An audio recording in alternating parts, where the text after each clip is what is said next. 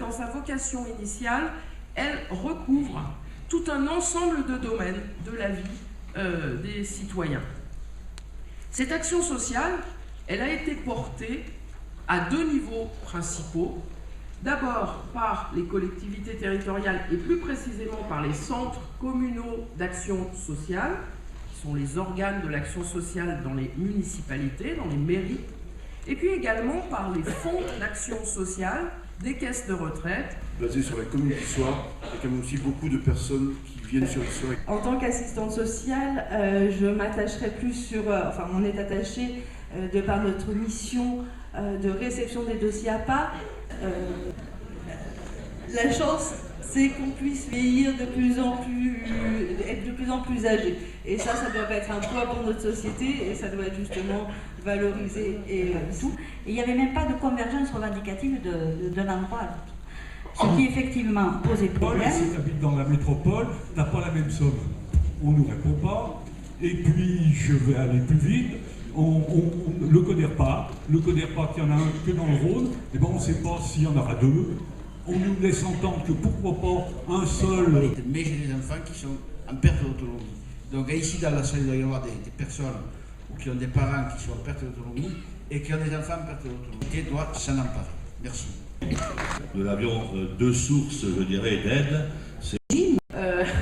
On est parti d'une situation où c'était principalement les CCAS et des associations qui géraient les services dits d'aide à domicile pour arriver à une situation avec la loi Borloo en 2004 où on a complètement ouvert le marché, on a créé un marché de l'aide à domicile qui a donné lieu au positionnement de sociétés privées à but lucratif. Et c'est plutôt dans ce sens-là que les différents ministères, je pense au ministère, pour un monde solidaire dans lequel on pourrait être pas seulement responsable de soi, mais aussi responsable des autres.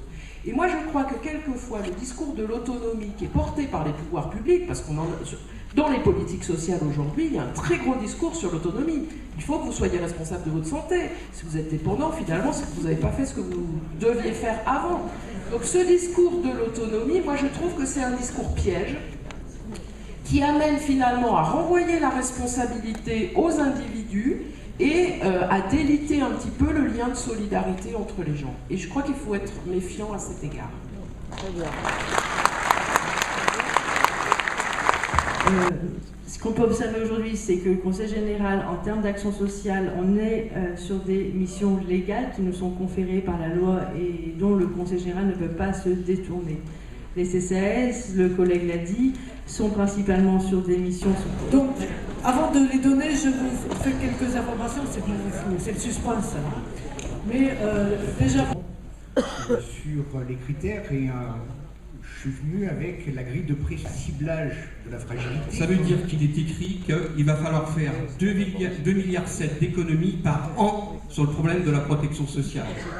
Et dans le même temps, on nous prône la prévention.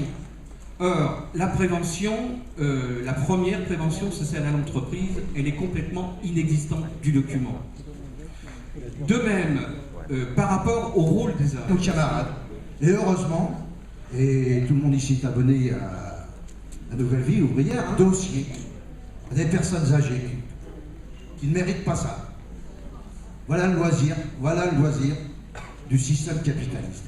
Voilà le loisir des signataires. Je ne suis pas d'accord sur le fait que tout ce qui vient de la silver economy est mauvais. Moi, je pense qu'il y a de très bonnes choses dans la silver economy, des aides qui permettent de diminuer les angoisses des gens, des aides qui pourraient être, dans beaucoup de domaines, un apport.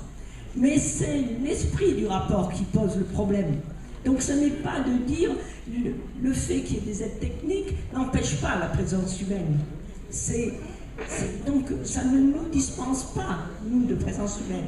Par contre, l'esprit du rapport qui consiste à dire les retraités ont des bas de laine qu'ils ne dépensent pas par rapport à la population, ils dépensent moins et donc il faut les faire dépenser. Ça, c'est une aberration. Aujourd'hui, on a des fonds publics qui arrivent directement sur des entreprises privées. Je pense à Orpea, à Domusvie, on parle des maisons de retraite. Ces grands groupes internationaux ou nationaux en ont. Là, on parle du 4 000, 5 000 euros une maison de retraite, avec un reste à charge pour les familles à 3 000 euros.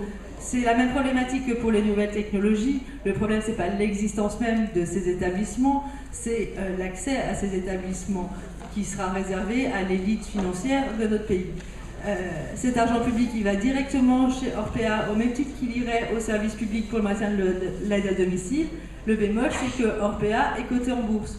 Voilà, alors ce glissement vers ces marchés financiers, au détriment de l'aide humaine, reste à mon sens inconcevable pour la CGT.